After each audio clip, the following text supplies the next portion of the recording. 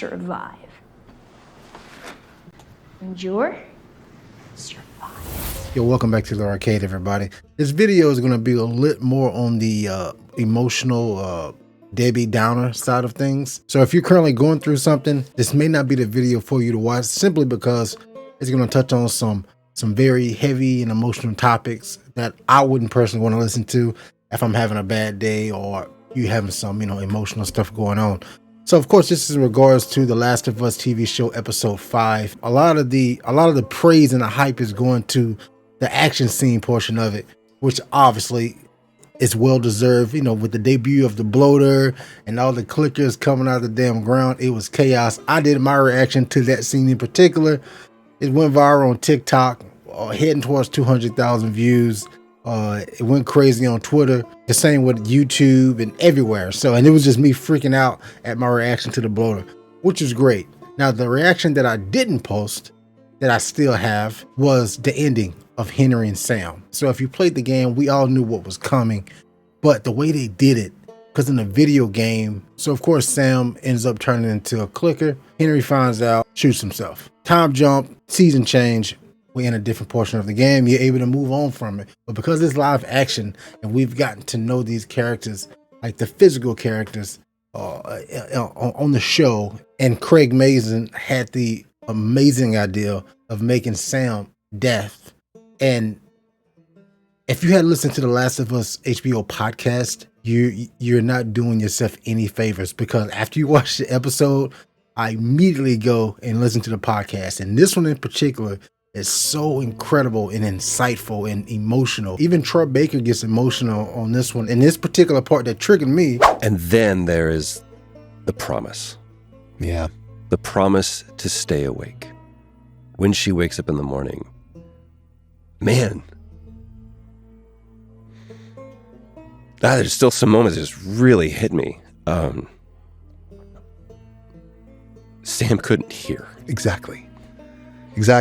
And what that says is... And this was sparked this entire video. I was just going to make a short about it, but I felt like this deserved a full-length video so I can really express myself and give my thoughts. I don't want to keep y'all too long, but the main question was when Sam asked Ellie, after he known he was bit, if you turn into a monster, is it still you on the inside? So this portion here didn't really hit me until I listened to the podcast and I hear Troy Baker gets choked up about it. Then I get choked up about it. It was still him inside. Yep. And that is... what a powerful thesis. Everybody can kind of create their own theory about what it must be like in there. And it's reasonable, I think, to say, well, if you've been infected for a week, a month, 5 years, you're gone. And it's also, people would also say, look, he's physically, his ears, the eardrums, the nerves, they don't work the way that they do in people who can hear. So why would they work now? But I think it's still him. And yes, it is still you on the inside, because when Ellie woke up and Sam was sitting on that, this is just Monday. I'm already in a blender. Holy shit.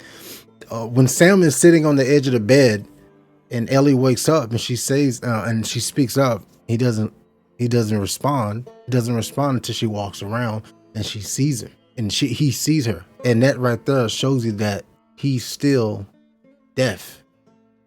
So yes, the answer is yes.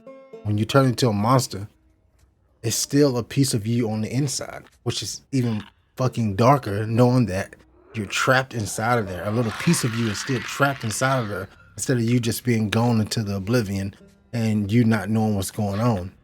But I went even deeper, because it's how my mind works. So if he can't hear as a click, if he can't hear as a clicker, and of course as he grows older, or as if he would have grown older, then eventually he wouldn't have been able to see, because of, the growth of the quadriceps or what the case may be. So he wouldn't have been able to hear or see, but he would have still been inside. So would he technically still have been alive?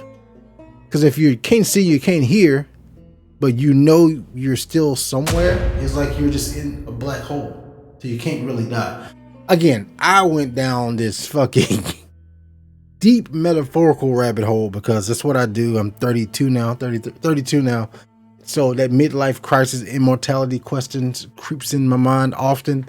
And that just sent me. And I want to know what you think about that. But one other thing too, that they didn't really touch on this. Well, actually, maybe they did. I can't. I'm not sure. I can't remember. But my mind is scrambled right now. I just cut the camera on in a whim of a second. But the screams, the whimpers that Ellie did. Give me the gun. Give me the gun, Henry. Give me the gun.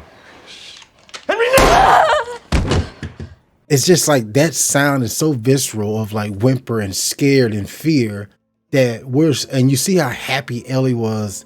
I mean, how playful she was at the beginning, but by the time we make our way into probably the Last of Us season 2, it's like a little piece of her childhood, a little piece of her soul that's still left is slowly getting taken away from her a little bit, just by a little bit. So that's why in The Last of Us 2, if you played the game, she's a fucking savage and she murders people without any question, especially with what happens to Joel. And if they continue to go that route in season 2, as Druckmann has said, they do plan on doing it. So we're going to see her just completely go off the fucking rails, especially whenever they kill Joel. So I'm insanely curious on the development. And mind you, she's already lost Riley, her first love. I don't know if her first love.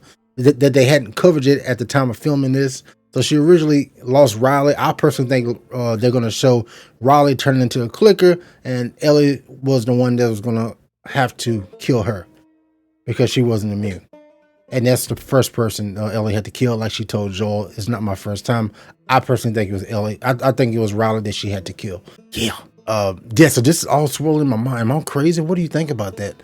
I mean, I don't know. I just want to chat. Again, I couldn't make this in a short, but I just deserved a full video. I normally just don't do just chatting videos, but I guess so I like having a community because I'm sitting here like putting clouds on the fucking ceiling, and this is just driving me crazy. And my friends that watch the show, they super fucking casual.